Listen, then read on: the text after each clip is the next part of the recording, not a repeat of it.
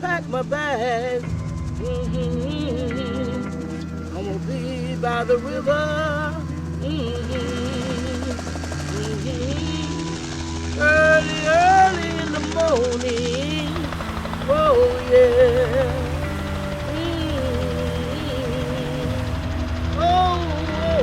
I started working in the fields at the age of 6. And every day, the crop dusters would come over and they would spray you. Sometimes you do this, your clothes soaking wet. We'd be in the field and they have a plane spraying, and they spray that stuff right on top of us. The seals down there working, they spray it right on top of us. Uno a veces llegaba a sentir hasta la brisita del pesticida que estaban rociando allá para acá. Para uno estaba bien porque, o sea, estás trabajando, tu cuerpo está caliente. Sentir la brisa se sentía bien. No te dicen los riesgos de todo eso. They're being exposed every day to a witch's brew of toxins. These chemicals were invented during the Second World War as a nerve gas by the Nazis to use against people. And it was only after the war it was realized that these chemicals that would kill people can also kill insects. And there's a long, long list of health problems that result. The Environmental Protection Agency has estimated that 20,000 farm workers every year get pesticide poisoning. That doesn't include all the farm workers who will then have health problems 5, 10, 20 years down the line. Every day you get sprayed with pesticide, it gotta make you sick in the long run.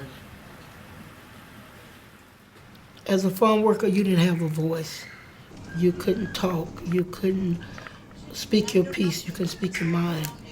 Because if you make too much noise, you're out of a job. You had to accept the treatment or you couldn't take care of your family.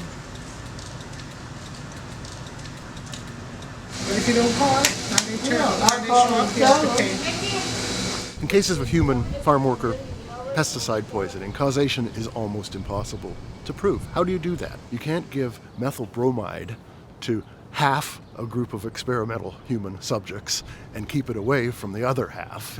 You can't conduct experiments like that. But you can ask questions like why a particular group of people who you know have been exposed to pesticides are showing symptoms, endocrine problems, cancers, reproductive problems. All of these have been linked in animal studies to various pesticides. While the impact of pesticides on human beings is difficult to prove, their impact on the environment is obvious. In the 40s and 50s, Lake Apopka was a premier bass fishing lake. But in the 1940s, they began growing crops here. And of course, in the 1940s, 50s, and 60s, they used some of the worst pesticides. So because of farm runoff, Lake Apopka became very polluted, and it just kept getting worse. The pollution on the lake became its most prominent feature.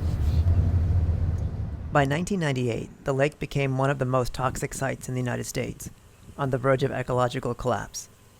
Faced with little choice, the government purchased the land from the farmers for over $100 million in order to begin the massive cleanup process.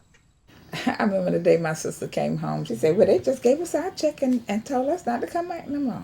I was teasing. I said, you know how they do. I say, that mean the season over. They'll call y'all back next year. She said, no. She said, they no more work. Found out they actually did close the farm. Mm-hmm. Farm workers were the big losers on Lake Apopka. They spent several $1 million looking into the alligators' reproductive problems. They spent millions of dollars on wondering how birds died. Not a cent for the workers who were getting cancer, who were having birth defects, who were developing all sorts of diseases related to pesticide exposure.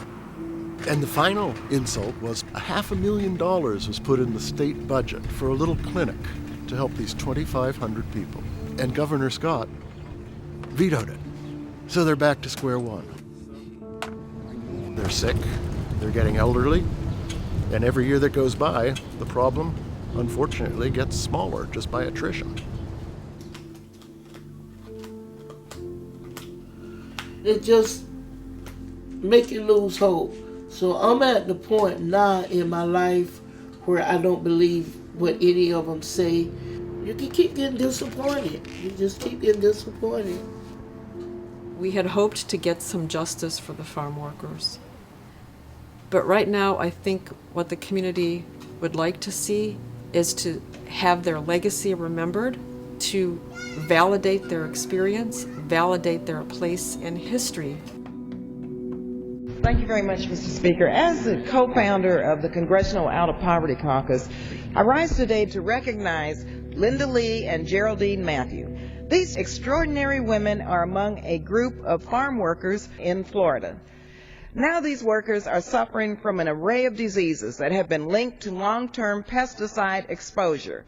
Although these women are desperately seeking some relief and good health, what they ask for more than anything else is their dignity.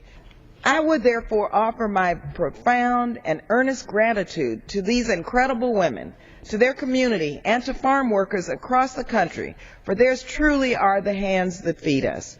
Thank you, and I yield the balance of my time, so thank you very much.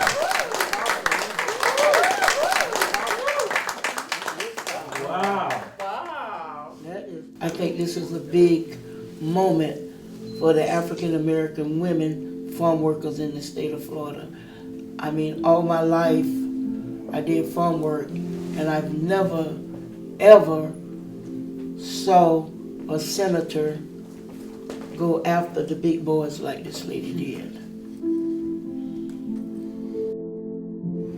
They know that they might not get any compensation.